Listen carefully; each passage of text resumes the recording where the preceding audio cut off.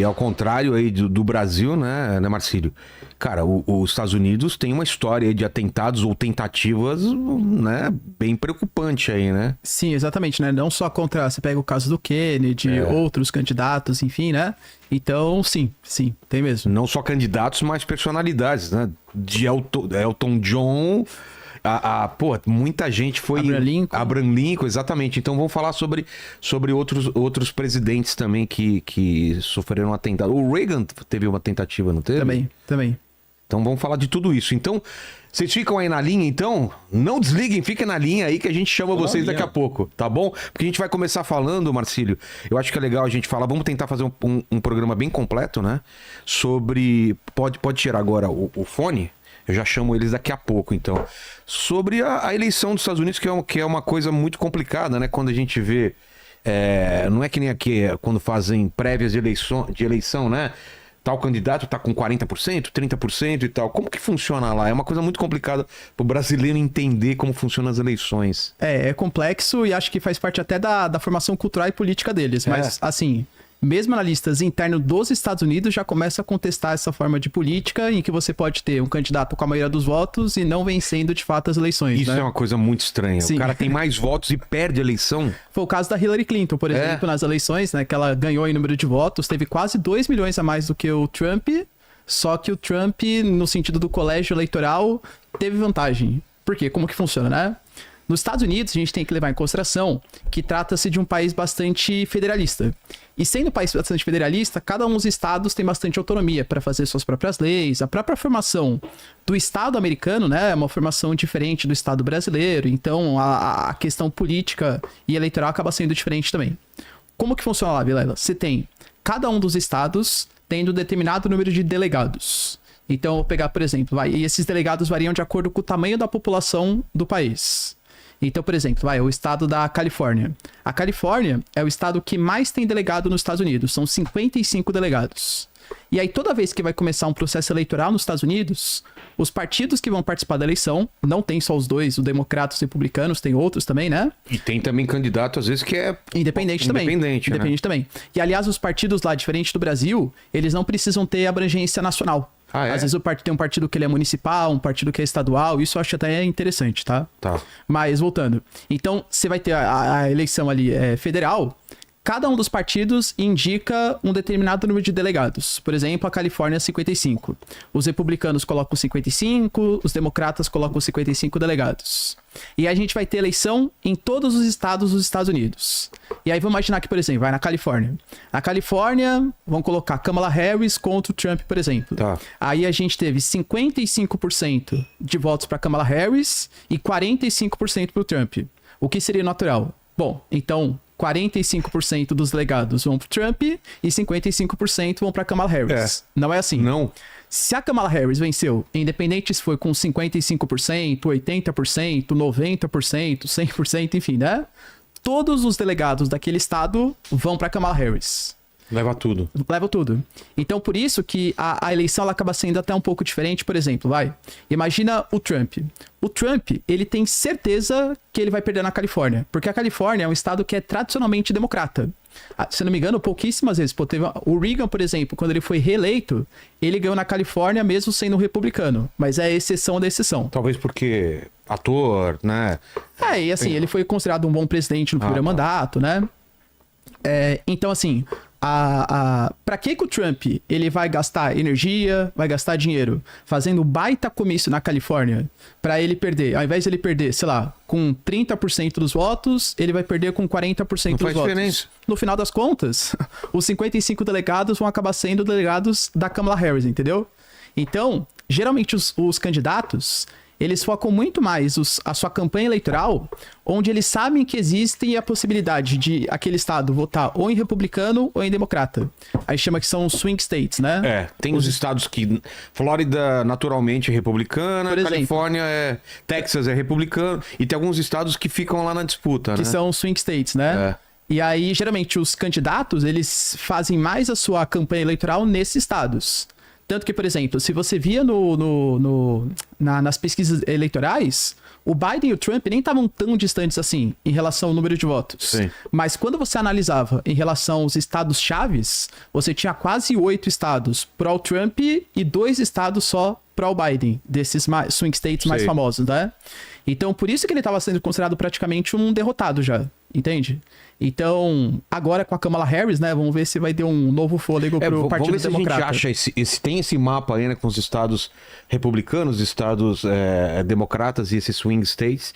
E a gente teve um fato aqui muito importante, que foi o debate, né? O debate foi um divisor de águas em relação ao Biden, né? Que ele foi muito mal. Você assistiu o debate, você acompanhou e analisou. Faz um resumo pra gente de como foi esse debate. Então, Vilela, assim, antes do debate já tinha uma certa falta de credibilidade em relação ao Biden. O Biden, quando ele foi colocado no primeiro mandato dele, ele já estava sendo contestado porque ele já era um senhor idoso. Mas só por isso ou porque já dava umas gafes? O Biden nunca foi um bom comunicador, é fato. Nem mais novo. Nem mais novo, nem mais novo.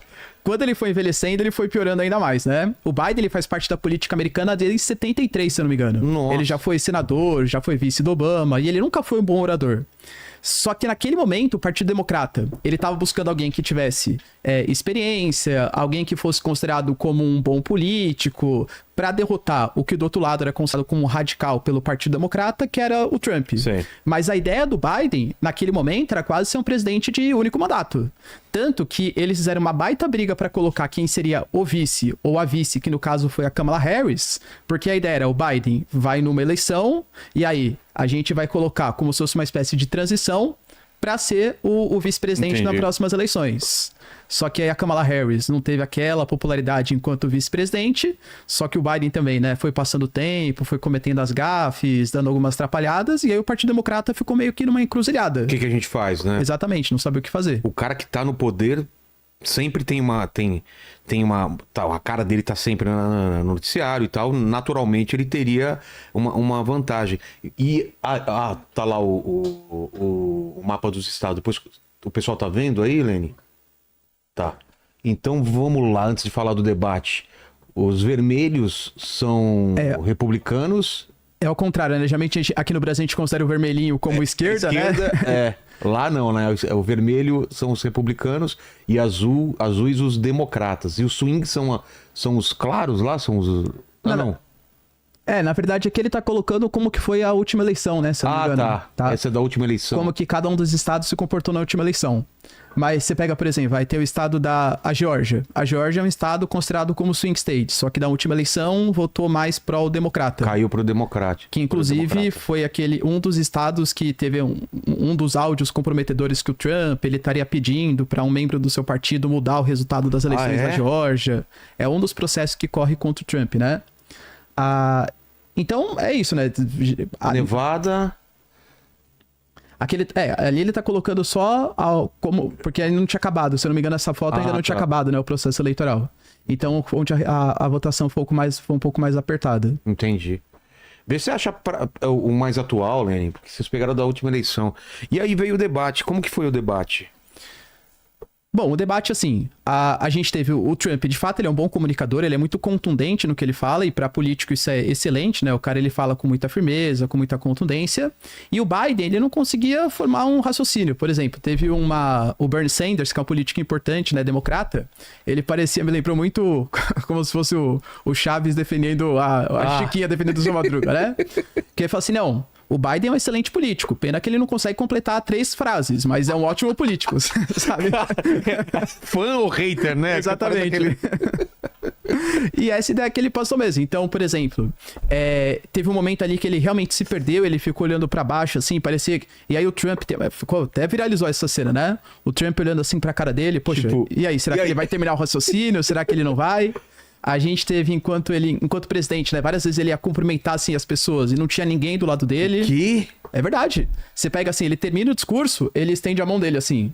E aí ele começa a olhar, não tem ninguém do lado dele, e de repente ele vai lá e sai assim, vai embora. Que tava louco, nesse nível. velho. Tem um vídeo também que tava numa sorveteria. O Biden, ele adora sorvete, né? Ele tava numa sorveteria, de repente ele tava falando pros apoiadores, deu um apagão nele. Ele começou a ficar olhando assim pra baixo, e aí teve um assessor que foi lá, cutucou ele, parecia que ele tinha esquecido que ele tava no meio de um comício, de algum tipo de discurso, entende? Então, no debate, foi um debate com o Trump. Ele foi bastante contundente, ele jogou muito pro lado que ele sempre critica do lado democrata, né? O governo Biden, por exemplo, ele teve como pontos negativos a questão da inflação, que aumentou muito nos Estados Unidos, a taxa de juros, que também é muito alta, tá muito alta, na verdade, né, com o Federal Reserve, e uma coisa é a taxa de juros alta no Brasil, outra coisa é nos Estados Unidos. Por quê? Porque os americanos, eles têm muito mais que o brasileiro a questão do endividamento, do financiamento. O crédito faz parte da vida do americano. Então, eles têm uma inflação gigantesca e uma taxa de juros muito alta, isso vem reduzindo o poder de compra dos americanos.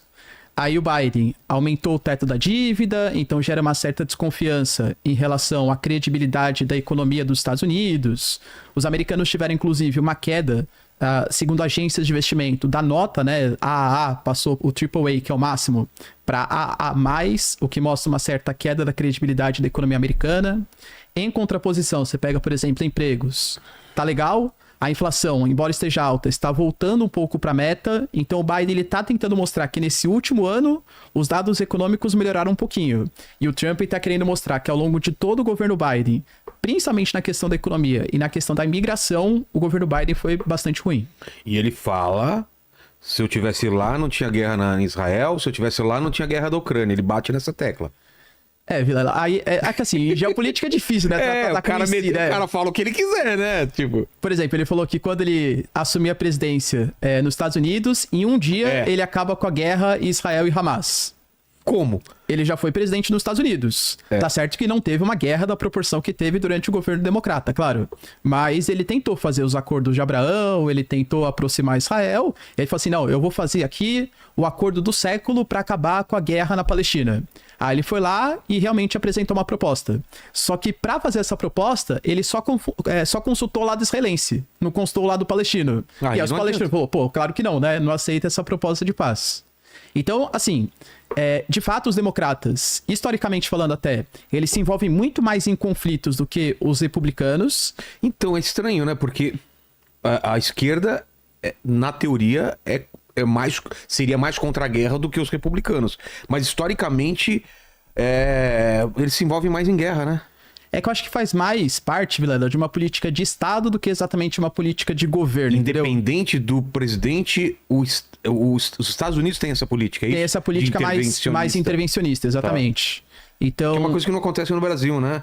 Muda governo, muda totalmente o pensamento, até diplomático, parece, né? Sim, de fato. E aí, quando você pega, por exemplo, em relação à postura da guerra Israel e Hamas. Certo. Tanto Trump quanto Biden e agora Kamala Harris defendem Israel. Inclusive, ele colocou, que foi outra promessa dele, né? Eu, enquanto presidente dos Estados Unidos, acabo em 48 horas com a guerra entre Rússia e Ucrânia.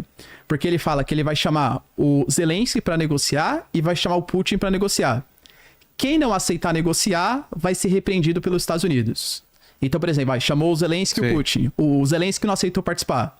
Os americanos vão deixar de financiar a Ucrânia. O Putin não aceitou participar. Os Estados Unidos vai lá e vai financiar ainda mais os ucranianos contra o governo russo.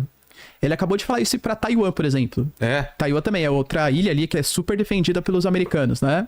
Ele falou que Taiwan agora vai ter que ser defendido com os seus próprios recursos. Nossa. Falou que os americanos não vão ficar mais sustentando Taiwan. Que eles vão realizar empréstimos e exigir o pagamento em troca desses empréstimos. Claro que também, né, Vilela? Uma coisa é retórica enquanto você é candidato. Outra coisa é você enquanto presidente, né? Porque a China deve estar torcendo, então, pro Trump ganhar, né? Do lado de Taiwan, talvez. Só que do lado econômico, talvez assim, o único ponto que democrata e republicano converge é a China. Sério? Os dois odeiam chineses. Os dois odeiam no sentido econômico da Sim, coisa, claro. né? Eles odeiam assim, então falam de o Trump falou, por exemplo, no debate eleitoral, que a proposta dele vai ser sobretaxar a China de 60% a 100%. Depende do produto que for levado em consideração. Carro, né? Por exemplo, carro, né? Que ele é amigo do Elon Musk. BYD, a Tesla ali, ó. Exato, cara. Nossa.